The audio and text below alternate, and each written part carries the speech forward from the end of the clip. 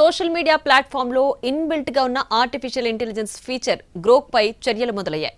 గ్రోక్ను వాడి అసభ్య content create చేస్తుండటంతో భారత ప్రభుత్వం రంగంలోకి దిగింది. దీంతో ఎక్స్ సంస్థ దారికొచ్చింది. అసభ్య అశ్లీల కంటెంట్ ఉన్న 600 ఖాతాలను డిలీట్ చేసింది.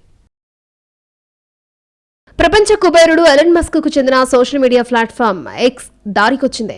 భారత ప్రభుత్వ ఆదేశాలతో అసభ్య అశ్లీల కంటెంట్ ఉన్న 3500 పోస్టులను బ్లాక్ చేయడంతో పాటు 600 ఖాతాలను డిలీట్ చేసింది. తమ ప్లాట్ఫామ్స్ లో పోస్ట్ చేసిన చట్టవిరుద్ధమైన కంటెంట్ ను పూర్తిగా తొలగించడంతో పాటు వాటిని అప్లోడ్ చేసిన ఖాతాలను డిలీట్ చేస్తామని ప్రకటించింది. ఎక్స్ తన తప్పును ఒప్పుకుంటూ ప్రభుత్వానికి లేఖ రాసింది. కంటెంట్ మోడరేషన్ లో లోపాలున్నాయని, భారతీయ చట్టాలకు పూర్తిగా కట్టుబడి ఉంటామని హామీనిచ్చింది. అక్రమ కంటెంట్ సృష్టించిన వారిపై కఠిన చర్యలు తీసుకుంటామని స్పష్టం చేసింది.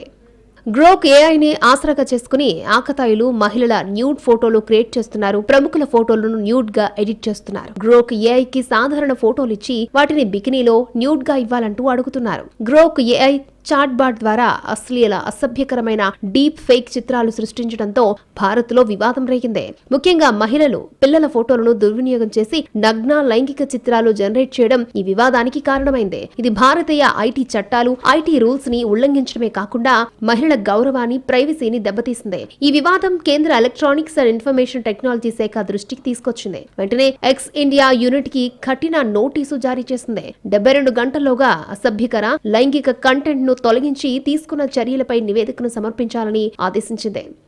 ఈ కంటెంట్ మహిళలు, పిల్లలపై లైంగిక వేధింపులకు దారితీస్తుందని, ప్లాట్ఫామ్ సేఫ్ హార్బర్ ప్రొటెక్షన్ ని కోల్పోయే అవకాశం ఉందని హెచ్చరించింది. ఎక్స్ మొదట సమర్పించిన నివేదిక సాధారణంగా ఉండడంతో ప్రభుత్వం అసంతృప్తి వ్యక్తం చేసి గడువును పొడిగించింది. లేటెస్ట్ అప్డేట్ ప్రకారం ఎక్స్ తమ తప్పును ఒప్పుకుంటూ ప్రభుత్వానికి లేఖ రాసింది. తమ ప్లాట్ఫామ్ లో అశ్లీల, అసభ్యతకు చోటు ఇవ్వబోమని స్పష్టం చేసింది. గ్రోక్ లో ఇమేజ్ జనరేషన్ ఫీచర్ పై ఇప్పటికే ఎక్స్ పరిమితులు విధించింది. ఆ ఫీచర్ ను ప్రీమియం సబ్స్క్రైబర్స్ కి మాత్రమే పరిమితం చేసింది. డబ్బులు చెల్లించేవారు మాత్రమే ఈ ఫీచర్ ని ఉపయోగించేలా నిర్ణయం తీసుకుంది. సేఫ్టీ గార్డ్ రైల్స్ ను బలోపేతం చేసి అశ్లీల, నాన్ కన్సెన్షువల్ కంటెంట్ జనరేట్ అవకాశాన్ని తగ్గించింది. అక్రమ ప్రాంప్ట్లను ఆటోమేటిక్ గా బ్లాక్ చేసేలా అప్డేట్ జరిగింది. ఫ్యూచర్ లో భారతీయ చట్టాలకు అనుగుణంగా మరిన్ని మార్పులు చేస్తామని ఎక్స్ హామీనిచ్చింది.